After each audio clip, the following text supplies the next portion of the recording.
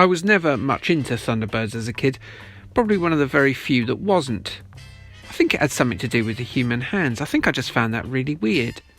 That said, I can totally admire its puppetry, or, as it said at the end, Super Mario Nation.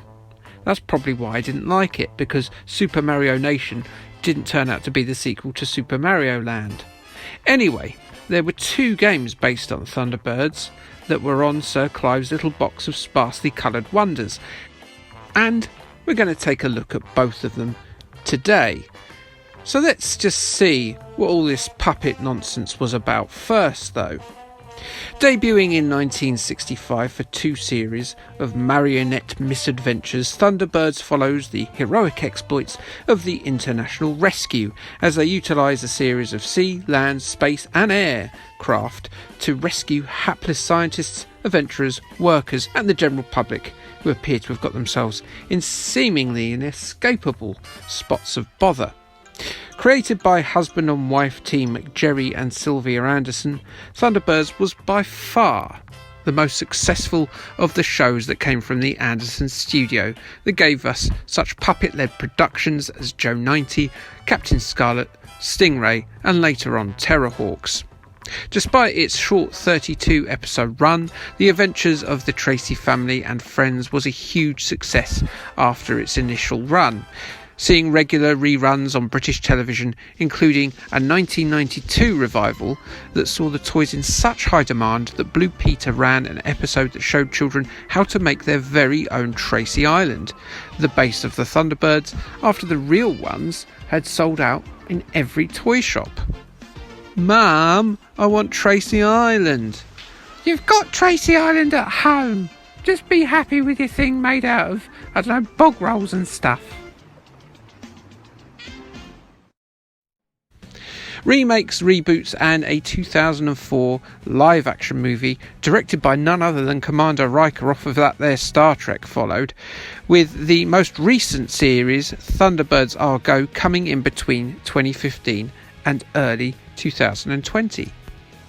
Thunderbirds Are Go dumped the Super Mario Nation in favour of the cheap CGI kids production companies Love, with Fireman Sam, Thomas the Tank Engine Noddy and Postman Pat all being recipients of a lovely, spangly, soulless, cheaper to produce CGI coat of paint to wander around doing their good deeds in. Thunderbirds was inarguably a pan-generation phenomenon, but what of its 2 spin-off Spectrum games? The first game was published by Firebird Software in 1985. The story of the game sees a team of Egyptologists trapped within the cavernous tunnel network of a newly discovered pyramid. Newly discovered! Have you seen this game? You can fly Thunderbirds 1 and 2 freely about in it over many, many screens. It's huge. It must be the size of 14, Basildons or something. How can you not find this pyramid before now? Jesus. Anyway, they send a radio distress call out that is heeded by lonely spacebound swine John Tracy, he must smell, who picks up that message in his Thunderbird 5 space station and sets Thunderbirds 1 and 2 out to help. You start the game by planning the equipment you may need to carry in your payload, including bombs, weed killer, Thunderbird 4 and a whole host, a plethora if you like, of other items. The less you take, the less points you'll forfeit from your final score, but it'll make the game a lot harder. Once you're in the game itself, well, you can swap between the 2 Thunderbird vehicles with a tap of the fire button on most screens. The paths of the tomb are blocked by 2 brick types of the same colours as the ships. The green ones can only be pushed by Thunderbird 2, and the blue blocks can only be shifted by Thunderbird 1. Also, Thunderbird 2 is a chonky piece of equipment and cannot traverse some of the tighter tunnels, but it does have a lot of the equipment on board that you will need to succeed. This lends the game a superb puzzle conceit that really touches upon the very heart of the franchise itself. The Tracy brothers and other members of International Rescue helping each other using their different vehicles to succeed in a rescue mission.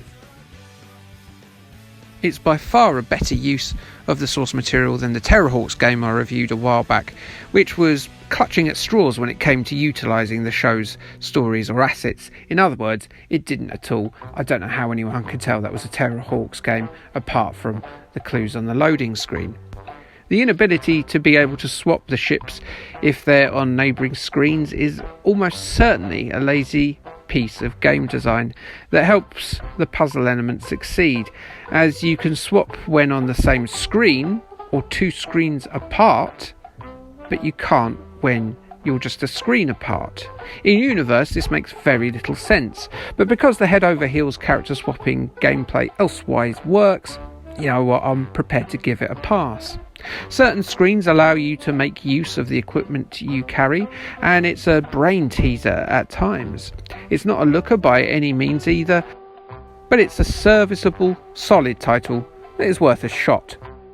Nothing too incredible, but a pretty good concept delivered, not quite as competently as it perhaps could have been. Crash Magazine gave it a 64%, stating that it's a good game for puzzle and logic problem enthusiasts. Your Sinclair criticised the game for not featuring its characters, but praised it for getting the rest of the aesthetic right. They gave it a 6 out of 10.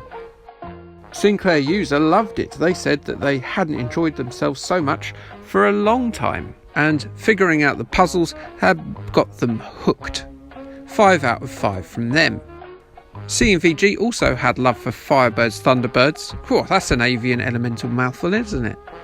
They said if you just want to zap things, don't bother picking this up.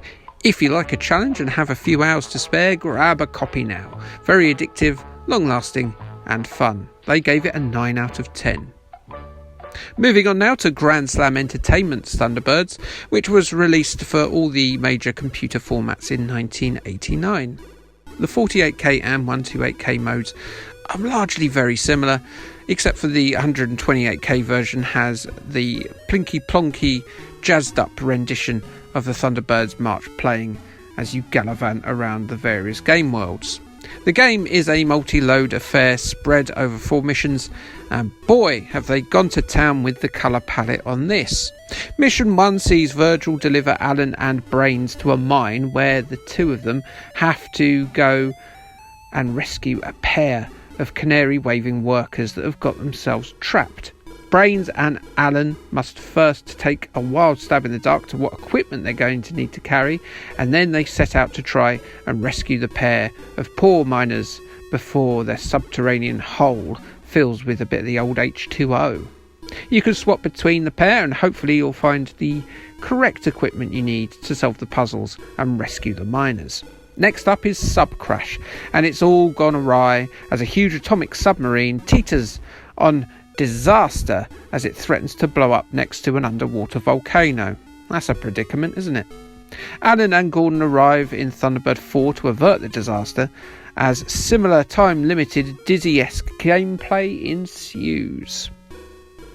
Lady Penelope and Nigel Parker are brought into the fray in Mission 3, as it's found that the submarine was nobbled by a mine, and it's up to the pair to bypass security in the Bank of England to uncover truth in a document that's been hidden inside a vault.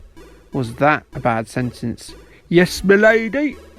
It's soon revealed by the pair that the Hood, the show's primary antagonist, is behind the threat, and it's up to Scott and Virgil to travel to Arizona, as that's where the hairless twerp is hiding, and he's got a plan to explode a 60 megaton bomb unless someone flips him a bucket load of cash.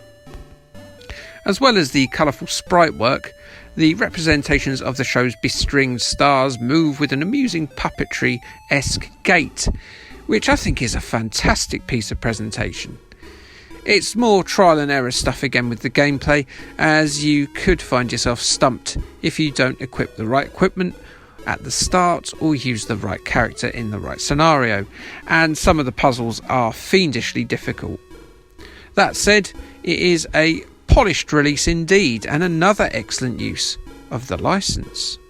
Crash gave it a crash smash and said that the intricate and accurate graphics let you relive your favourite exciting episodes.